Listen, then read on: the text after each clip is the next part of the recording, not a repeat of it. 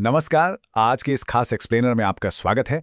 आज हम जिस टॉपिक पर बात करने वाले हैं ना, वो सिर्फ पर्यावरण की कोई किताबी बात नहीं है, बल्कि पूरी इंसानियत के सामने खड़ा एक बहुत बड़ा रियल लाइफ संकट है। आज हम ग्लोबल वार्मिंग और जलवायु परिवर्तन के उस डोमिनो इफेक्ट को डिकोड करेंगे जो सच में पूरी दुनिया को अपनी चपेट में ले रहा है। तो चलिए शुरू करते हैं। अब इसके भयंकर प्रभावों पर बात करने से पहले जरा बेसिक्स क्लियर कर लेते हैं। आखिर ये ग्लोबल वार्मिंग है क्या? आसान भाषा में कहें तो हमारी पृथ्वी का औसत तापमान लगातार बढ़ रहा है और इसका मेन कारण है कार्बन डाइऑक्साइड और मीथेन जैसी ग्रीन हाउस गैसों का बढ़ना। अब ये गैसें आती कहां से हैं? हमारे उद्योगों से, जंगलों की अंधाधुंध कटाई से और पेट्रोल डीजल के बेतहाशा इस्तेमाल से। सच कहूं तो ये एक ऐसी धीमी आग है जो धीरे धीरे हमारे पूरे ग्रह को तपा रही है। आज के इस विश्लेषण में हम मुख्य रूप से 5 चीजों पर फोकस करेंगे।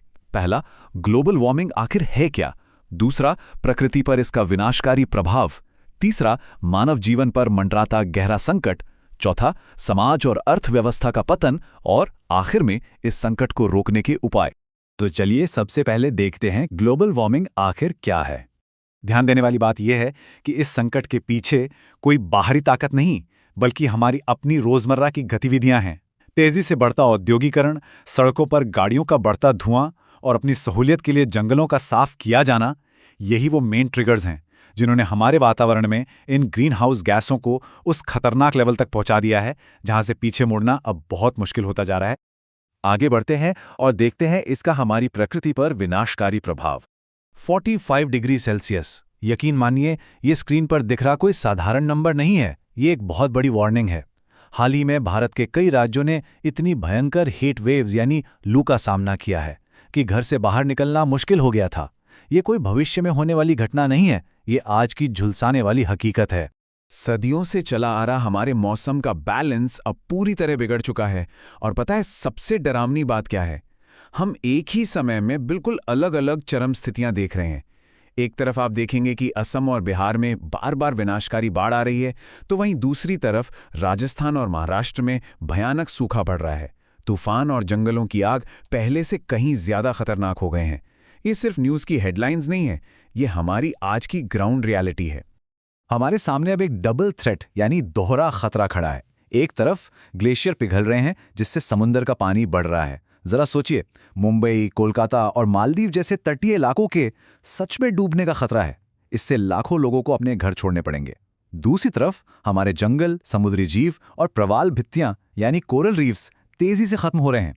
इसका सीधा मतलब है हमारी पूरी फूड चेन और इकोसिस्टम का भयानक तरीके से टूट जाना। हमारा तीसरा और बहुत ही अहम पॉइंट है मानव जीवन पर गहरा संकट। अगर आप सोच रहे हैं कि इसका हमारी डेली लाइफ पर क्या असर पड़ेगा, तो इसे ऐसे समझिए। ये गर्म होता ग्रह सीधे हमारी थाली और हमारे पानी के ग्लास पर हमला कर रहा है। गर्मी बढ़ने से गेहूं और चावल जैसी फसलों की पैदावार गिर रही है। फसल कम होगी तो जाहिर है खाना महंगा होगा और किसानों की इनकम गिरेगी। और पानी, नदियां और झीलें सूख रही हैं, ग्राउंड वाटर खत्म हो रहा है। हिमालय के ग्लेशियर पिघलने से पीने के पानी और खेतों की सिंचाई को लेकर एक भयंकर क्राइसिस खड़ा हो रहा है। और बात सिर्फ भूख और प्यास की नहीं है, ये जानलेवा गर्मी सीधे हमारी बॉडी पे अटैक कर रही है। हम लिटरली एक हेल्थ इमरजेंसी की तरफ बढ़ रहे हैं। हीट स्ट्रोक, डिहाइड्रेशन, हार्ट और सांस की बीमारियां बहुत तेजी से बढ़ रही हैं। मौसम बदलने से डेंगू और मलेरिया जैसे मच्छरों का आतंक भी बढ़ गया है।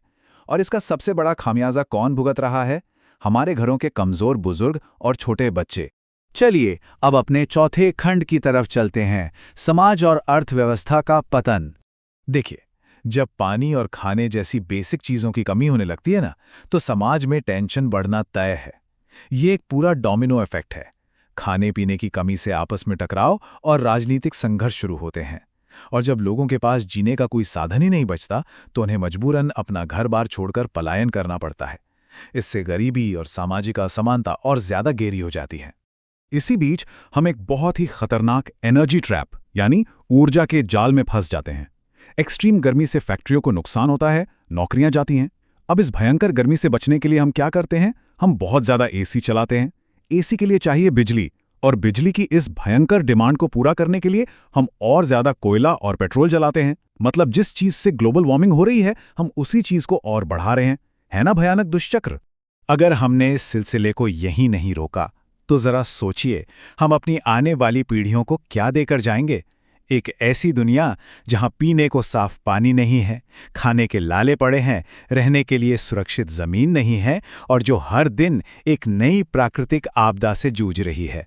ये सच में एक रोंगटे खड़े कर देने वाली तस्वीर है। तो क्या सब कुछ खत्म हो गया है? बिल्कुल नहीं। हमारा 5वां और आखिरी खंड है इस संकट को रोकने के उपाय। इस प्रॉब्लम को सॉल्व करने के लिए हमें 2 लेवल्स पर काम करना होगा। पहला है हमारा अपना इंडिविजुअल लेवल, पेड़ लगाना, बिजली पानी बचाना, पब्लिक ट्रांसपोर्ट का इस्तेमाल करना और प्लास्टिक को नो कहना। लेकिन सिर्फ इतना काफी नहीं है, इसके साथ ही सरकारी लेवल पर भी बड़े एक्शंस की जरूरत है। सरकारों को सोलार और विंड एनर्जी को बढ़ावा देना होगा, वनों को बचाना होगा और पर्यावरण के कानूनों को पूरी सख्ती से लागू करना होगा। दोनों को मिलकर काम करना ही होगा। तो आज के इस एक्सप्लेनर से हमारा मेन टेकअवे क्या है? यही कि ग्लोबल वार्मिंग को सिर्फ एक पर्यावरण का मुद्दा समझना बंद करना होगा। ये इंसानियत के अस्तित्व का, हमारी इकोनॉमी का और हमारी हेल्थ का एक बहुत बड़ा संकट है। इससे निपटने के लिए आम नागरिकों, वैज्ञानिकों और सरकारों सबको एक टीम की तरह मिलकर तुरंत एक्शन लेना होगा। सस्टेनेबल डेवलपमेंट ही अब इकलौता रास्ता है। जाते जाते मैं आपको एक सवाल के साथ छोड़ना चाहता हूं। हम इंसान अपनी आने वाली पीढ़ियों के लिए कैसी पृथ्वी छोड़कर जाने का चुनाव कर रहे हैं? क्या एक संघर्ष करती हुई बंजर दुनिया या फिर एक हरा भरा, सुरक्षित और संतुलित ग्रह? चॉइस आपकी है और वक्त बहुत तेजी से बीत रहा है। इसका गहराई से जरूर सोचिएगा। इस एक्सप्लेनर में हमारे साथ जुड़ने के लिए आपका बहुत बहुत शुक्रिया।